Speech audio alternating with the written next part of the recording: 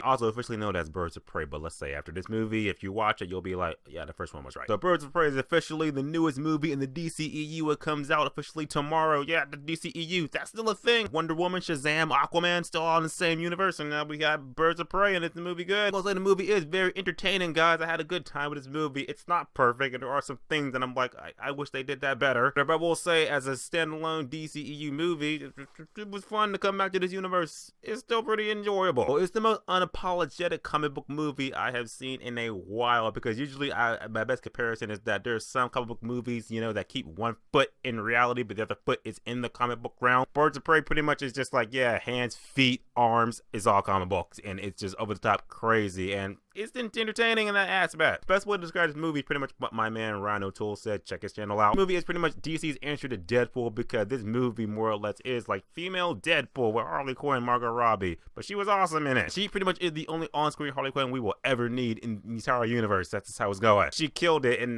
Birds of Prey. It was a pretty entertaining movie. Looking to pro the cons, so I believe that it comes out in theaters worldwide tomorrow. I think you should take a chance and see the movie, have a good time. Here's why. For all acting in the movie, the whole cast in the movie was really good, I will say. And the first star, of course, Margot Robbie as Harley Quinn.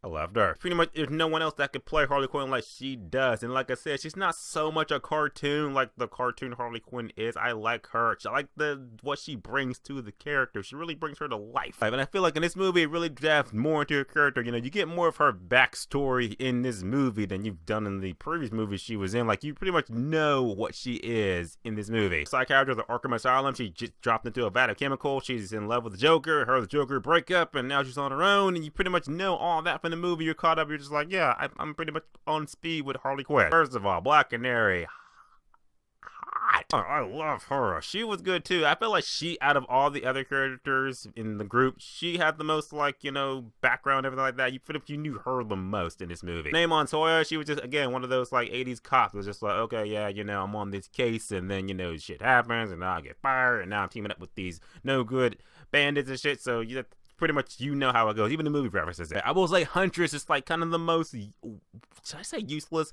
I guess that's the best word. She's the most wasted character in this movie, because she kind of gets like tacked on to the movie, kind of like an afterthought and shit, you know? Huntress, she is too, because it's Birds of Prey. She had to be in it because she's in the Birds of Prey, so that's why she's in it. Like, you know, like, why she's in it. You know her story, but it's just like, kind of like, it's so tacked on, and it's just like, do I really care?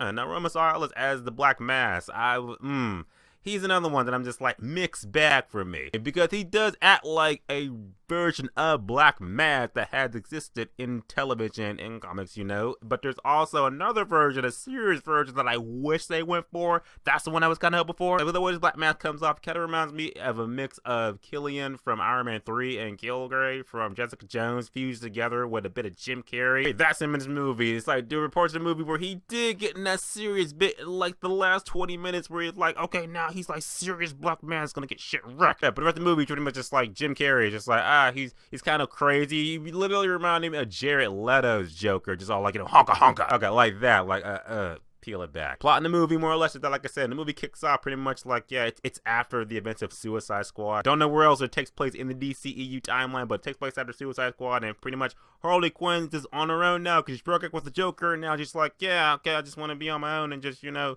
live the life. Until she runs into Cassandra Cain, and now, like, her and Roma Silas are kind of like, you know, in cahoots and shit. There's a whole shit going on with that. But now she pretty much got to protect future Batgirl from Black Mass, and then see him teaming up with the Birds of Prey, and they kick ass, and that's the movie. That's the short version of the movie. When you watch it, see how it all comes together, it's kind of, For the movie, let's say that the action in the movie is crazy. I loved it. With Harley Quinn is actually kicking ass and shit like that, that was so entertaining. The way she hits shit, and the way she just doing all her crazy stunts from like fucking Injustice. I love that shit. Yeah, I love that it's so comic booky, and it's just so like, it's so over the top, it's so ridiculous that I just love it more, because I like that it's not like grounded in that like reality. It's not trying to be like Marvel, it's not trying to be like Wonder Woman, it's just pretty much trying to be a live action cartoon comic book, and that's perfectly fine. Can't praise Margot Robbie enough. She kills it as Harley Quinn. She was one of the best aspects in the movie. On the movie, gotta say, you know, Black Mass kind of voiced the character, Huntress kind of voiced the character. The way the movie is kind of explaining the timeline jumps, stuff like that, it's easy to follow, but at the same time, it's kind of like,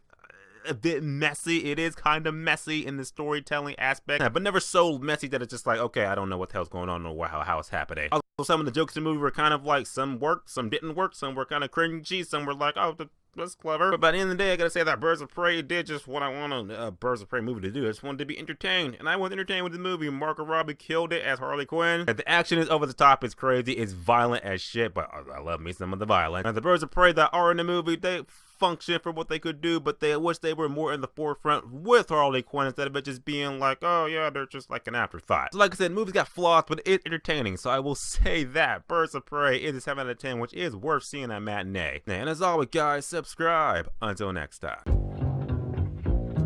Here they come.